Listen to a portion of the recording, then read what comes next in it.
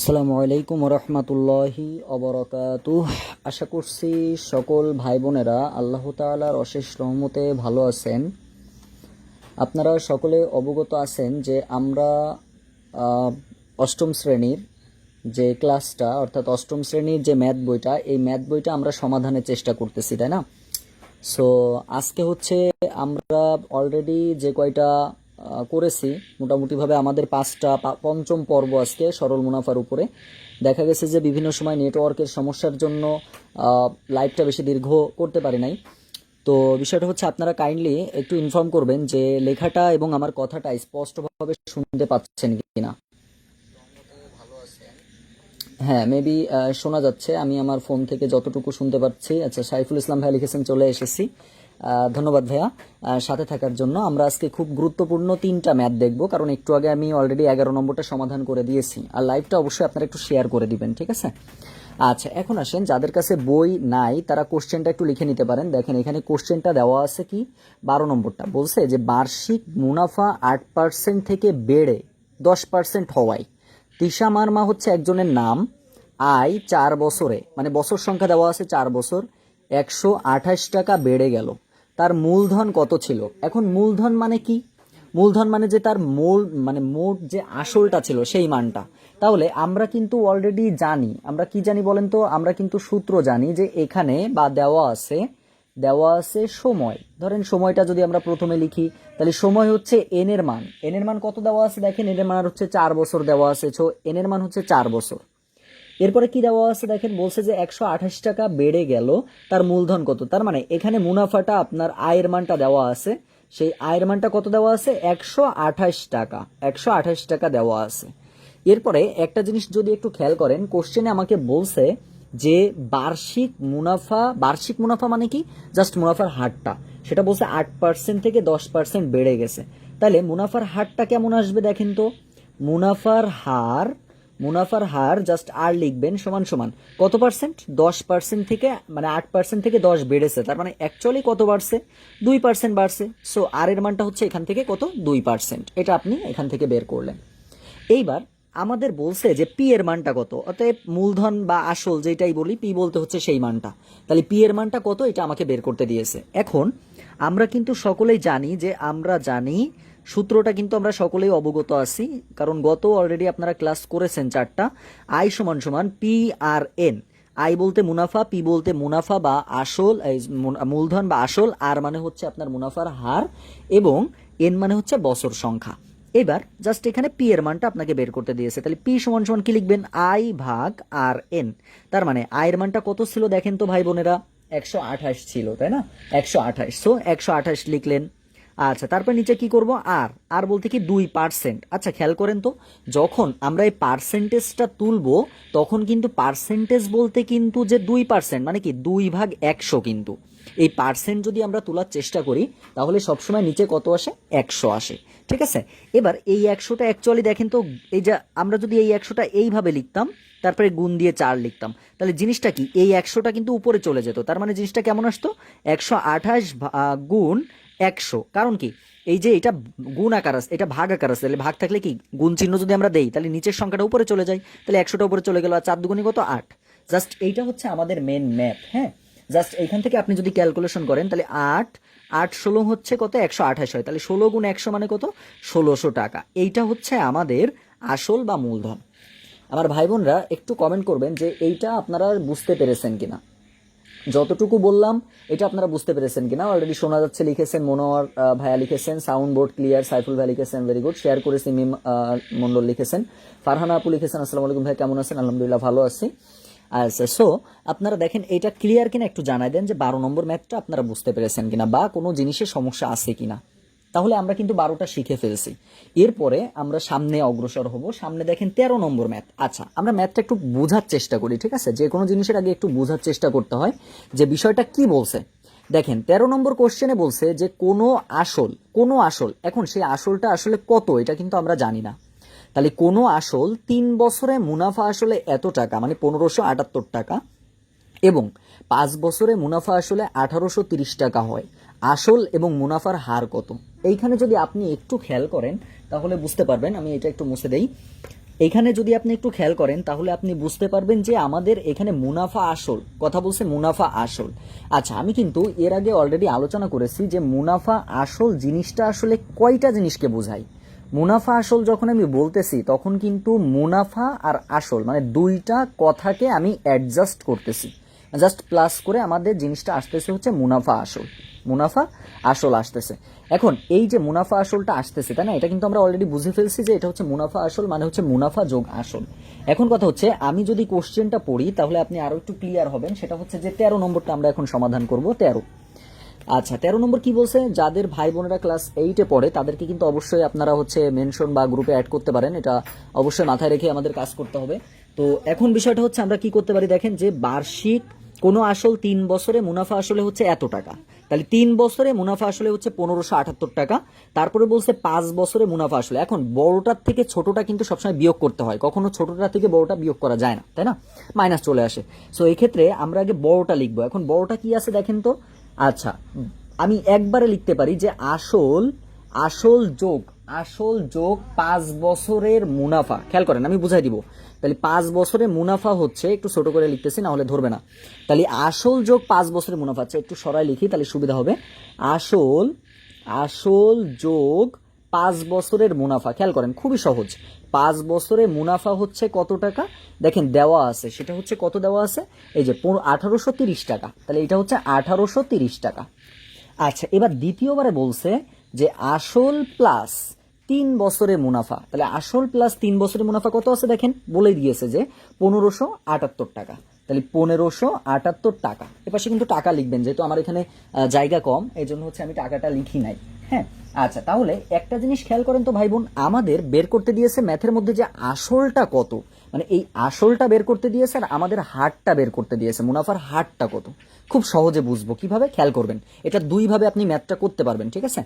এখন জিনিসটা কেমন, তাহলে আসল এইটা যখন আপনি বের করবেন দেখেন তো, আসল যদি আমরা এটা যদি বিয়োগ করি, আমরা প্রত্যেকটা বিয়োগ করছি, ধরেন এটা একটা সমীকরণ, এটা একটা সমীকরণ, দুইটা সমীকরণ যখন আপনি বিয়োগ করবেন তখন এই আসল কিন্তু কেটে যাচ্ছে, আসল কি হলো, কেটে যাচ্ছে।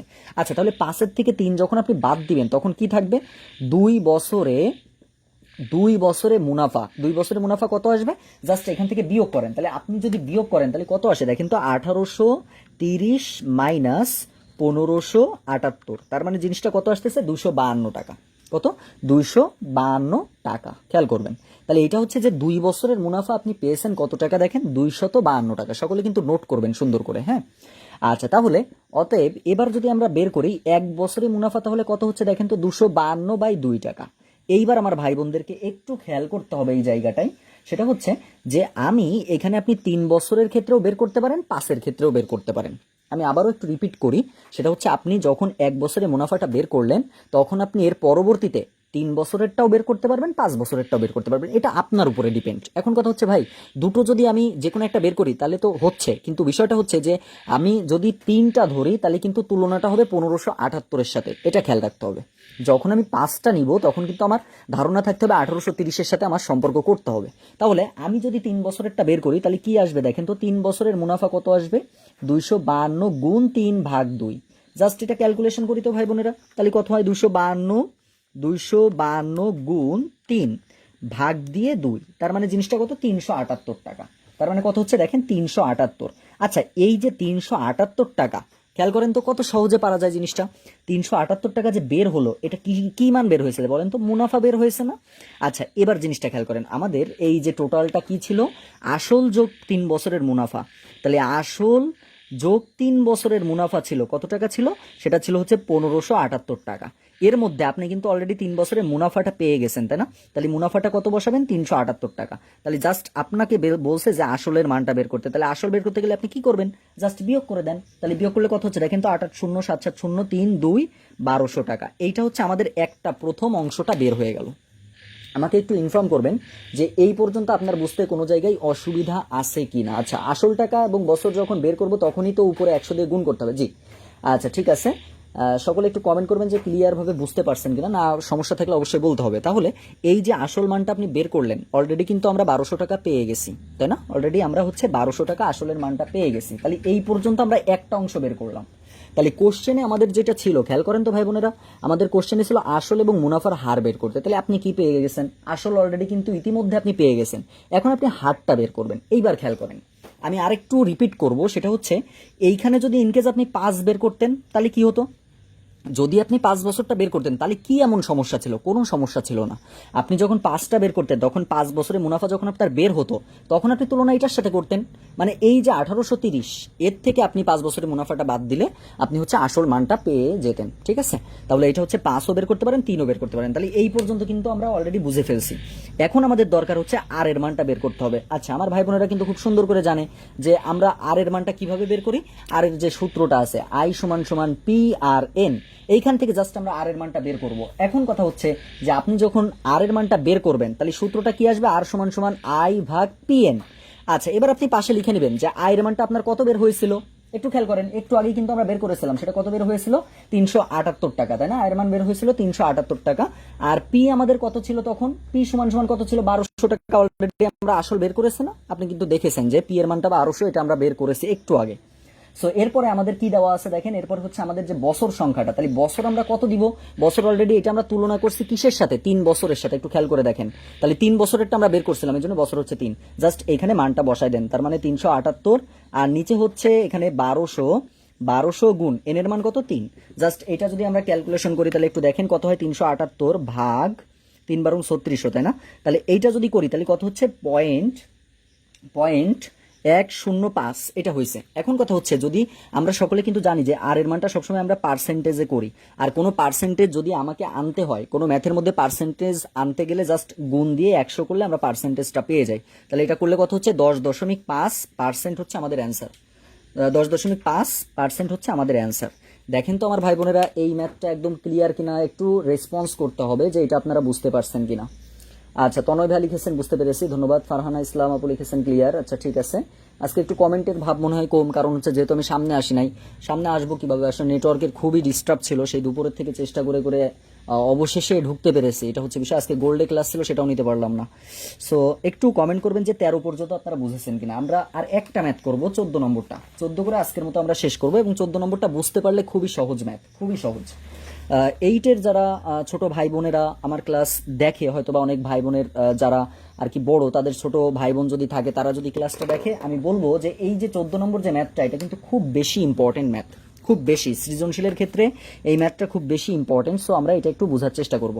তো 14 নম্বর আমাদের কি বলছে একটু খেয়াল করে দেখেন। 14 আমাদের বলছে বার্ষিক 10% মুনাফায় 3000 টাকা। খেয়াল করেন, আর বলছে যে বার্ষিক মানে কি? আপনি কিন্তু বুঝে ফেলছেন যে বার্ষিক বলতে ভাইয়া বোঝাচ্ছে যে বার্ষিক মানে 1 বছর। এবার বলছে 10% মুনাফায়, মানে আর এর মান 10%, আর মুনাফায় কত টাকা? 3000 টাকা। তাহলে টোটাল টাকা কত? 3000 টাকা। হ্যাঁ, আচ্ছা, এবার বলছে যে 8% মুনাফায় আবার 2000 টাকা বিনিয়োগ করলে মোট মূলধনের উপরে, খেয়াল করতে হবে কিন্তু কোশ্চেনে বলছে যে মোট মূলধনের উপরে। এখন মোট মূলধনটা তো আপনাকে বের করতে হবে, তা আপনি তো মূলধন ইজিলি বের করতে পারবেন। সেটা কিভাবে? একটা মান আছে দেখেন 3000, একটা আছে 2000, তাহলে মোট মূলধন কিন্তু আপনার বের করা শেষ।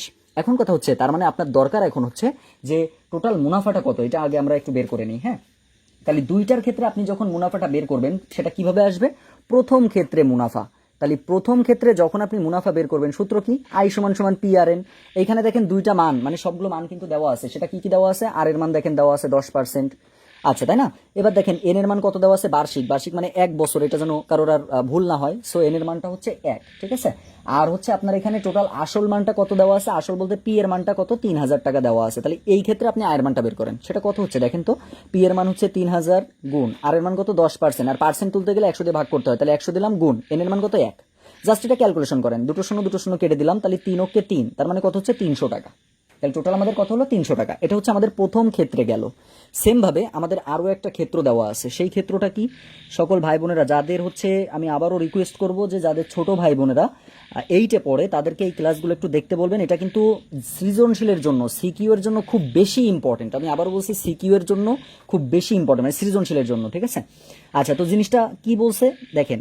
আর এটা হচ্ছে আমার এই গ্রুপটা কিন্তু আপনারা একটু শুনে রাখবেন, এটা কিন্তু একাডেমিকের জন্য, বিশেষ করে একাডেমিক ক্লাস অষ্টম, মানে জেএসসি, এসএসসি, এইচএসসি, ঠিক আছে। এটা একটু মাথায় রাখবেন সকলে। আচ্ছা, এরপর আসি পিআরএন। আচ্ছা, এখন দেখেন এইখানে কি বলছে, দ্বিতীয় ক্ষেত্রে কি বলছে আমরা যদি একটু খেয়াল করে দেখেন, কোশ্চেনে বলছে যে দ্বিতীয় ক্ষেত্রে বলছে 8% মুনাফায় 2000 টাকা বিনিয়োগ করলে। আর আজকে বড় বোর্ডে আসেনি, কারণটা আপনারা সকলে জানেন যে নেটওয়ার্কের প্রচন্ড ডিস্টার্ব, আজকে আমার গোল্ডে ক্লাসটা আমি নিতে পারলাম না। আচ্ছা, পি এর মানটা কত বলছে, পি এর মানটা পরবর্তীতে বলছে দেখেন কত, 2000 টাকা। তাহলে পি এর মান হচ্ছে 2000 গুণ আর এর মান এই ক্ষেত্রে কত, 8% বলছে, তাহলে 8/100। আর এন এর মান বার্ষিক বলছে মানে 1, ঠিক আছে। আচ্ছা, এবার এই ক্ষেত্রে আপনার এটা পাশে একটু লিখে নেবেন, পি এর মান হচ্ছে দেখেন 2000, তারপর হচ্ছে এন এর মান হচ্ছে 1 আর এর মান হচ্ছে 8%।